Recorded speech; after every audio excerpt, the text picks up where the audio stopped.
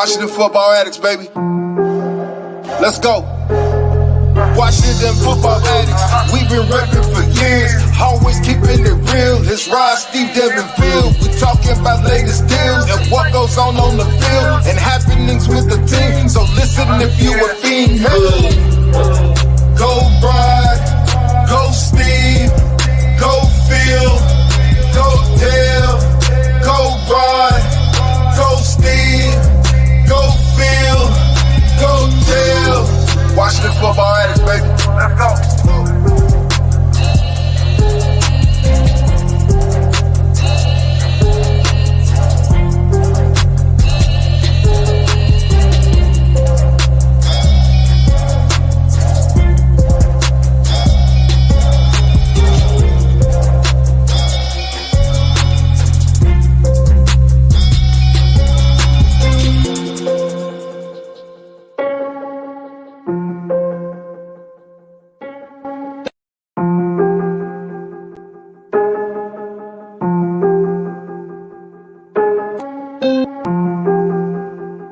Washington football addicts, baby. Let's go. Washington. What up? Back with another pod. How's everyone doing this evening, man? How you guys doing, fellas? Yo, amped, ready to go. For sure. Oh my God, man. I can't believe it's been so long since we got together for a pregame pod. So I'm especially excited to be doing this evening. And y'all folks already know we are doing episode 81.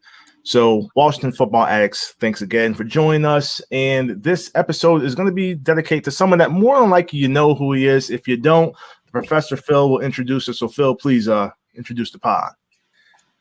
Episode 81, first preseason game of the 2021 season. We dedicate to the greatest receiver in Washington football team / Redskins history, Art Monk. There we Number go. 81. 888 receptions with Washington. He had a few more with the Jets and a couple games with the Eagles. But we're not going to talk about that. We're going to talk about what he did with us. He's the all-time leader in receptions, receiving yards. He is a Hall of Famer.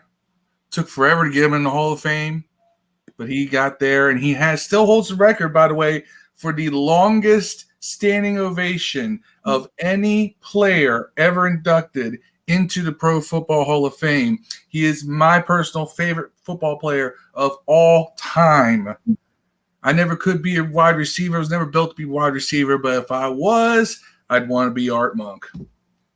Yeah, Art was definitely a beast, and I remember him as a kid watching him play. So it's crazy that we're back. It's game day. We're talking about a Redskins / Washington football team legend. So yeah, it's shout out to Art Monk without a doubt. But we're pregame podding, man. So this is something we haven't done since January? I guess the playoff game, wild card. We had our last pregame pod, and we are playing the New England Patriots tonight.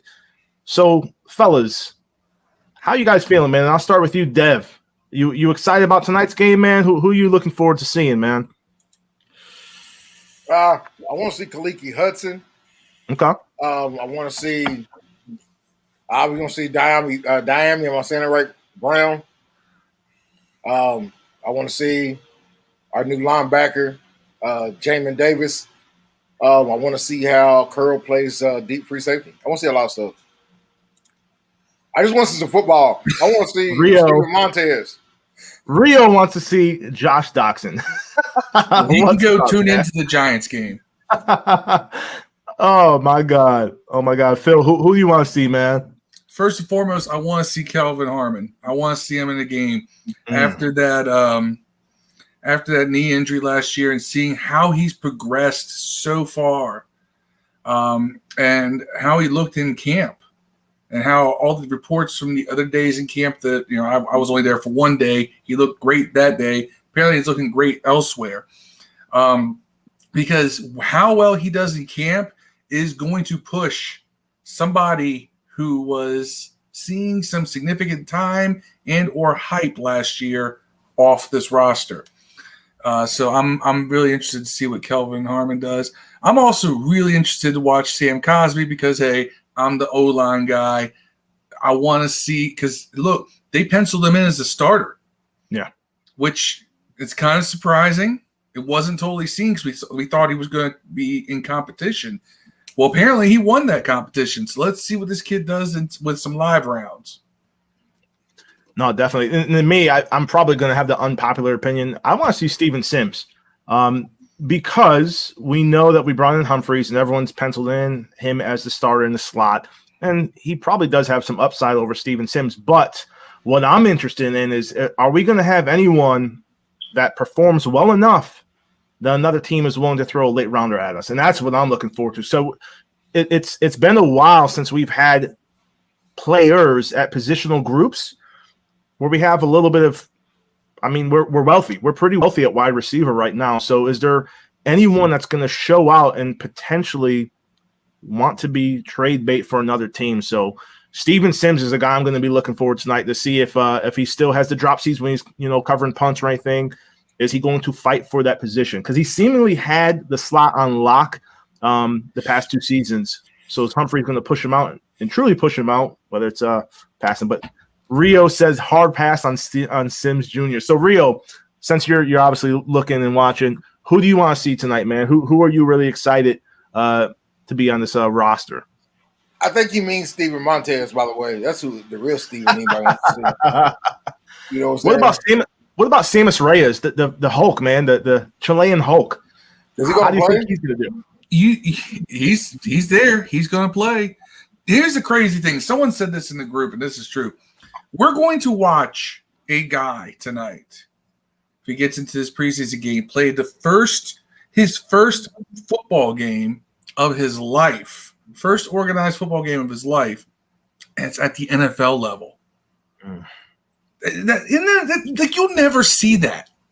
So if nothing else, that's just going to be an interesting thing to see. Diami Brown and St. Juice. So St. Juice, we've heard him. And did you guys see Terry McLaurin's quote on Diami Brown where he said, hey, he runs routes so crisp and makes it look so effortlessly. We're all high on Terry McLaurin. Like that is incredible praise from someone that we've seen do it week in and week out in the NFL. So I'm excited to see how he performs as well, man. If St. Juice don't work out, by the way, Dunbar's available. So he is available. We shall see. We shall see. But getting back to what you said about Brown, what's crazy about Diami Brown is that McLaurin is a route runner. That's one of his callings. So for him to say someone else makes route running look effortless, that's really high praise. Yeah, that's nuts. That's crazy, man. And Steven Montez rushing for 2 touchdowns today, dog. Why you talking shit? I'm telling you, it's going to happen, man. Look at this. Dunbar's robbing the cookout as we speak. All the pig feet. Oh, man. All the collard greens. All the hog maws. Shout out to Weatherspoon. Rest in peace. Hey, y'all got to be sipping on something. Tell me, please. I'm not the only one drinking on the pod. I know homie Steve can't be with us tonight. He's recovering from his surgery. But what are you guys drinking at least, man? Let me know what you're sipping on. So I got myself a little Coke from Burger King. I got a whiskey in there as well. My guy. Okay. I got a Powerade Zero for my sugar diabetes that I'm trying to beat. No, I don't have diabetes, I don't think, but I do have Powerade.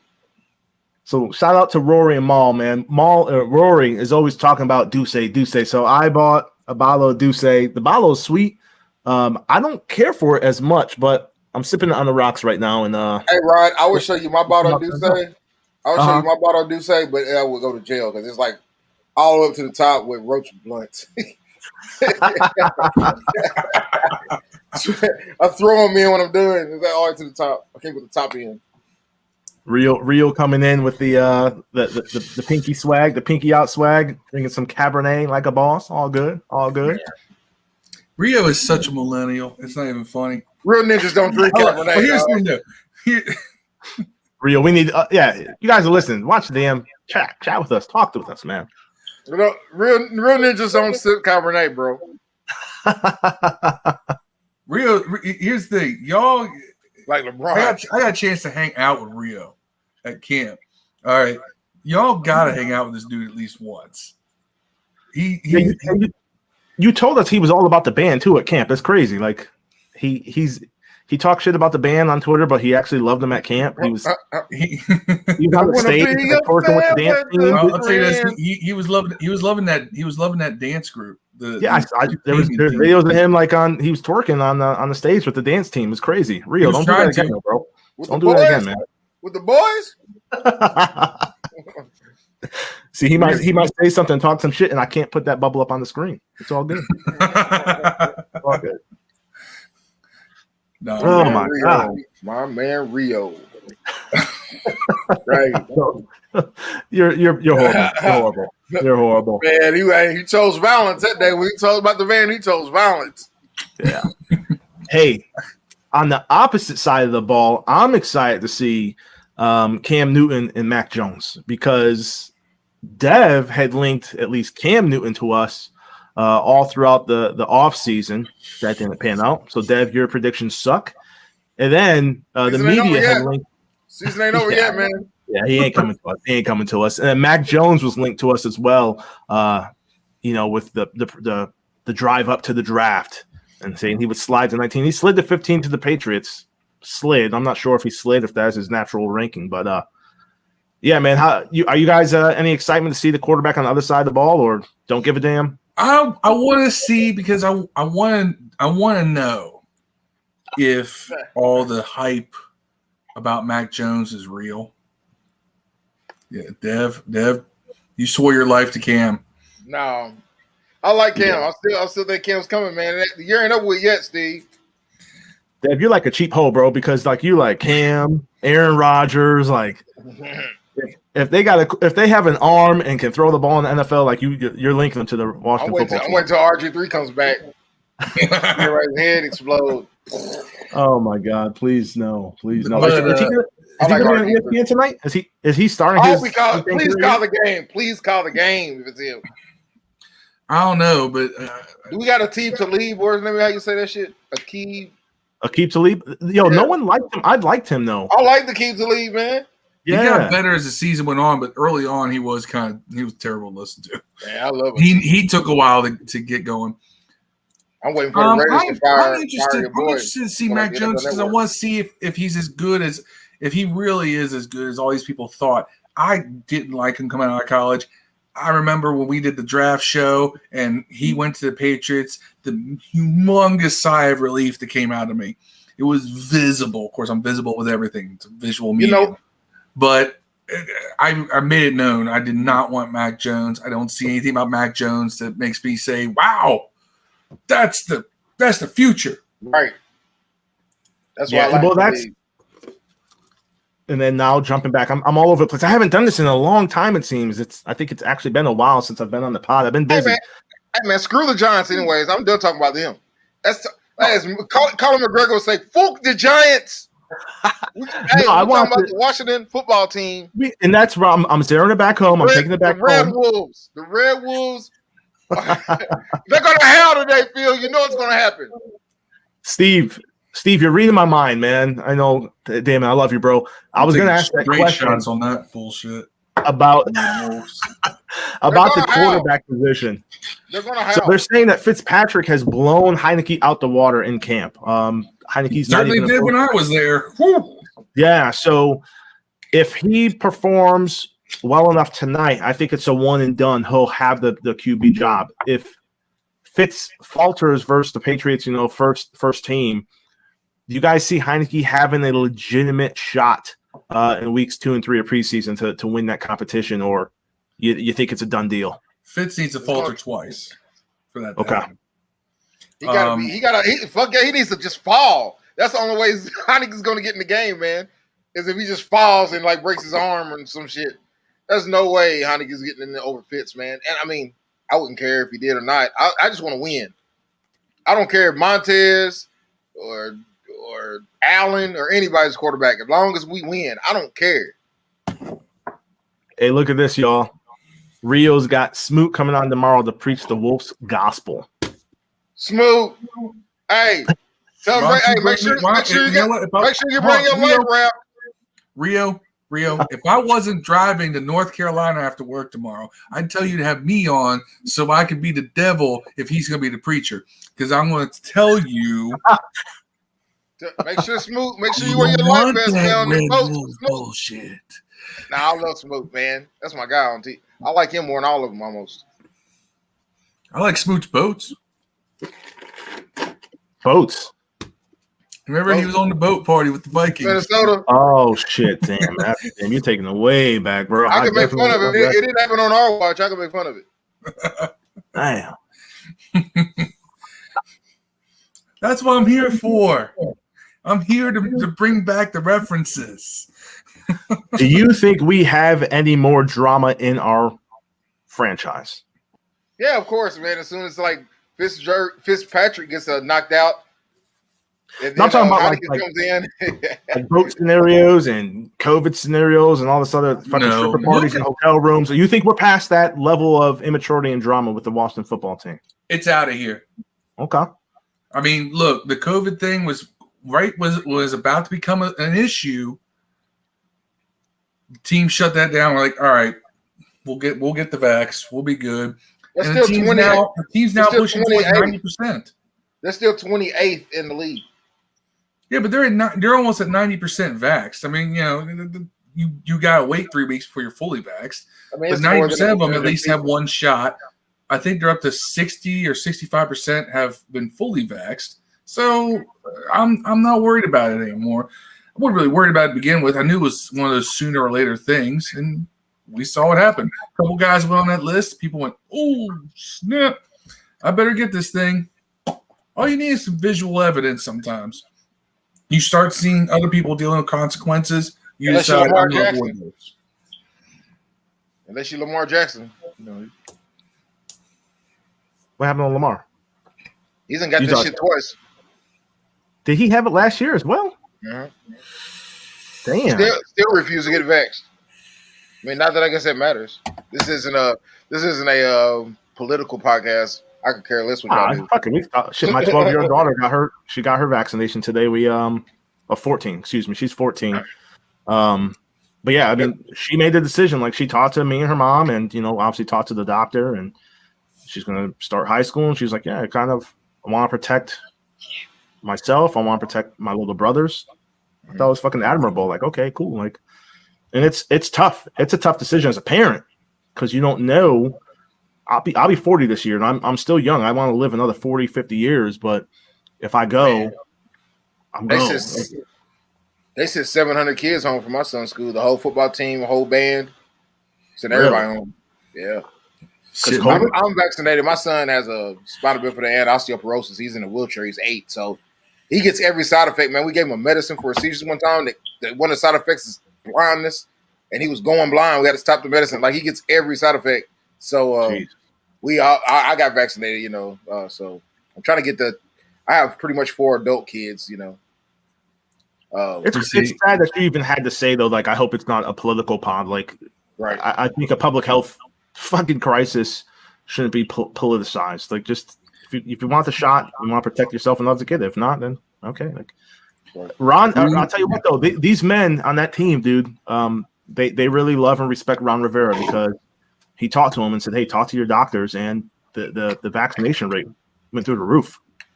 So that's a testament to that leader that we at least have at the head coach position. I'm proud of that, man. And it's not to forcing inoculations on players. It's just talking to them and letting them know, like, hey, I'm immunocompromised. If I get that shit, I may die. And there's no guarantee. There's no guarantee if you get the shot, you don't get it. I mean, we're seeing that right now with the Delta variant, but I think you just hit on a great point to pivot this back to football and the team. That this is the first time in how long now that we can look at a coach and say that man is in charge. There is no doubt about that. We haven't had that since Gibbs.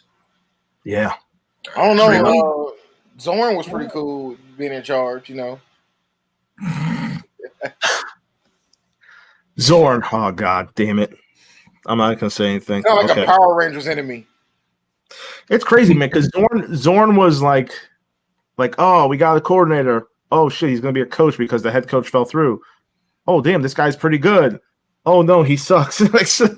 Honestly, I really would love to see an alternate history.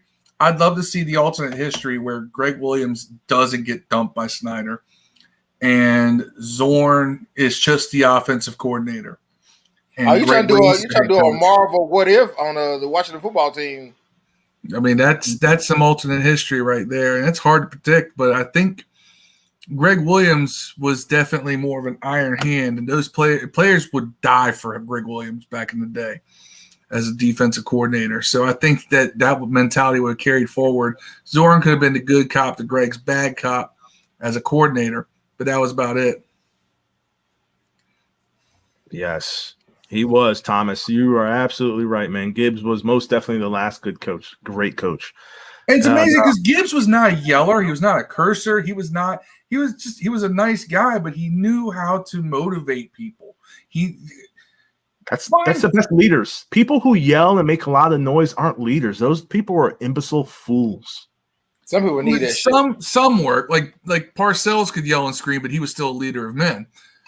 Gibbs was like, it's funny because Gibbs was the opposite of Bill Parcells, like in every way. Like he was just, he walked in and it was all cerebral with him. And it was, it was all about, proud of my boys kind of thing. He was like, he was a dad to 53 men. And this is a great question. So listen, Chris McDaniel from Twitter, man, WFT Chris McD. So is Taylor Heineken going to make it through the game without an injury? He's been injured in every game. Has action in. Only if he starts. Oof. Only if he starts. So yeah, I guess limited playing time. He'll make it through that 1 or 2 series. He made it through that Panthers game without an injury. He only played 3 drives, but God. I hope so, man. I'm rooting for the kid. I'm rooting for anyone that's going to put on the jersey this evening and take that field. I want them all to make it through without a doubt. And I want the best players to win. Let me put this straight because I blast on people who love Heineke so much, and a lot of it's because I'm trying to get people to think with their minds and with their hearts. My heart says, "Man, that kid can ball. Put him out there. He'll do great things." My head says, "Evidence does not back this up. There's a reason why he's floated around the way he has, and no one's even given him that shot." But I mean, look, if he's in the game, I'm rooting for him. I just don't. My mind tells me, my eyes tell me, Fitz is a better quarterback. Fitz should start. You've seen that in camp, so I'm rooting for everybody to do well tonight. I'm just saying objectively, I don't think Heineken should be our starter, and that seems to rub people the wrong way. Yeah, I don't think he'll be the starter though. I mean, like I said earlier, it seems like our boy has been doing so much better. Our boy being Fitz, So question from Greg Delaney. When we see Steven Montez, is he still on the team? So, yeah, he's still on the team. He is. I believe he's the 4th string quarterback. Hey, man, so we I don't like the way you worded it. Is he still on the team? He's still on the team, man. Who said that? That's Greg Delaney. I'm looking at the Facebook as well. Greg, man. Nah. Hey, anyone who's looking at this, hit that. Go to StreamYard.com/Facebook. They're going to ask for some permissions, and then every time you're on the pod with us, your comments will show up. Those are just for the Facebook users. Anyone else on YouTube and or Periscope, their comments will just pop up, man. But, yeah. Steve Montez, I did like seeing him get Oh, I didn't know that. Yeah, Allen's still hurt. He's still hurt. Colin's going to have on IR, but you can put people on IR and take them out off 3 games now this year. So I don't have to spend 3 games on IR this year. Yeah. Montez. I mean, I liked watching him after camp practice was over. He's out there on the field with Fitz and Kelvin Harmon, and it's Fitz is basically like, look, Kelvin's going to run this route. This is how you should throw it. Kelvin runs the route, Fitz throws the ball. Then it's like, all right, Steven, now you do it. And he was, really mentoring the kid. So I like seeing Steven Montez get that kind of extra work. I like seeing Fitz be that mentor. You know, you get to a certain age as a quarterback, you're more about fighting to stay on instead of helping out other guys. And Fitz is out here helping out other guys. And, you know, so I have tons of respect for that. Who has the most upside, you guys think, of the quarterbacks beyond Fitzpatrick? Is it Allen, is it Montez, or is it Heineke? Heineke, I guess. I mean, upside, I'd say Heineke because we just don't know. We haven't seen enough to really. I'm gonna see Montez now. You're gonna be like, man, he's got to be like shot that Hill dude. Taysom Hill. Look, watch what I'm telling you, man. He's gonna do some dumb stuff, but he's gonna do some stuff. Like, man, this dude he's an athlete. Yeah.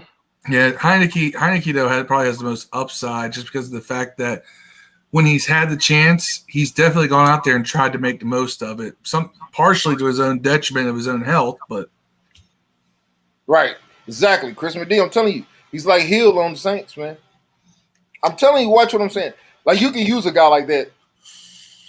Yeah, well, if I tell you what, I mean, Taysom Hill, he's played himself into a decent contract. So if we have a guy that can be a gadget player and keep QB1, and we got a whole squad as gadget players. The whole team. Yeah. Samuels, gadget players. Sims, gadget player. McKissick, technically a gadget player. Wright, gadget player. The whole team's gadget player. Right. You think Wright makes the team or the practice squad? Practice squad. Practice squad. It's going to be hard because I honestly think it's going to be – I wonder if you go through 3 weeks of preseason with nobody injured. Or at least injured enough not to be on a 3-week IR and to keep somebody on the roster. Because you know they're going to definitely probably do it to Allen. They're going to probably do it to him. I may see him doing it to Curtis. That could free up an extra spot at the beginning of the year. 5 minutes to game time, ladies and gentlemen. Woo! So score predictions then. It doesn't matter. Like it's preseason. But Dev, I'll kick it to you first. What's your score prediction for tonight? Because it doesn't matter. So we figure I'll give your input. Cam undefeated. Cam undefeated. Any predictions for tonight? Just a wild score. Maybe we'll have a giveaway if you can nail the score and be perfect with it. Put something together for you guys. 24-14 us. I'm picking us a win for real. 24-14 us. Okay. 24-14 Washington football team. Phil? 20-17 Patriots, but they'll get their points at the end of the game when all the scrubs are in. 45-9 Washington football team. Right. A new era. They'll run that shit. Are you predicting? I say that because Bill Belichick will whoop your ass and keep his foot on the pedal if it's preseason, regular season, or postseason. He doesn't care. So I would like to put up points. And I'm from Connecticut. It's my brother-in-law's team, my nephew's team. So I would love to talk shit, even if it's preseason. I don't care. So that's what I'm going to do. To one Jade Nash, your team's going down. You know my nephew. Yes, I do. And guys, hey, while we got a little time left, hey, let's get ready because we're gonna drop a FanDuel fantasy thing, whatever it's called, here pretty soon, where you can just jump in if you're a Washington football fan or anyone really. But it's for Washington football fans. Jump in, $5 every week. Big ass pool for fantasy football, man. Winner take all. We're gonna do a fantasy football league again this year, boys, because Aaron Sure says he wants that work from me again. Wow. Hey, I like it though. Anyone who's unfamiliar with that format that Dev was just talking about as well, that weekly buy-in, you put in $5 a week and you can win the pot every week. Yep. And I think it's like $80 for the entire season or some shit like that. For me, that was fun. You're picking a new roster every week, and you have a chance to put in $80 and you can win, $80 or win an $80 pot every week. So that's fun. I really enjoy it. The more people we have joined, the bigger the pot. So we have a bigger pot. 50 people join. That's even better. $5 times 50. That'll work. Yep, and Chris McD, he says he's in on the FanDuel. So yeah, look for the tweet. I'll tweet it from the Washington Football Addicts Twitter, or Dev will tweet it out. But we'll get the word out. And just like I said, just $5 on FanDuel. It's really easy, really fun. Just get your picks in. And like he said, the more folks that do it, the better it is for all of us. So with that, I'm going to end this with the shout outs now. So I'll give the first shout out because it's been a while. So shout out to y'all, the Addicts, man. Super excited to be back. I've been working pretty hard the past couple weeks, but we're back to 50% manning. So maybe I won't be working as hard the next couple of weeks. Who knows? Yay, Delta variant. But shout out to Steve, man. He came on before the pod and he looked like he had fought the entire Avenger squad.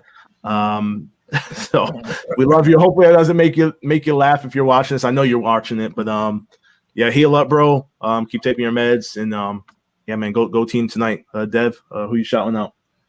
Man, I got shout out to my boy CJ Snyder, man. He passed away actually. I know we're on the drinking and happy mood, but passed away from a drug overdose. So I just want to give a shout out to that guy. But other than that, go Washington. Let's win this game. Let's get our guys out there and the young guys and give them some experience. I want to see Bates too. We haven't talked about him. But shout out to everybody else out there that's watching the live, and go Washington. Phil, take it home. Shout out to everybody in the Addicts group who makes this thing happen week in, week out. We do it for you. Shout out to Steve. Heal up, brother. And hey, think about the glory, what's going to be on the other side when they unwrap you.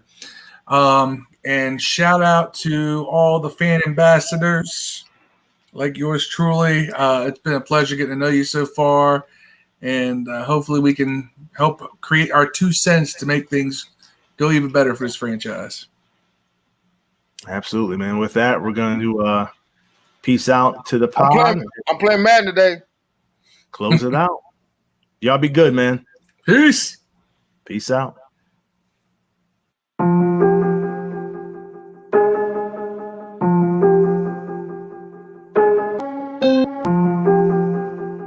Washington football addicts, baby.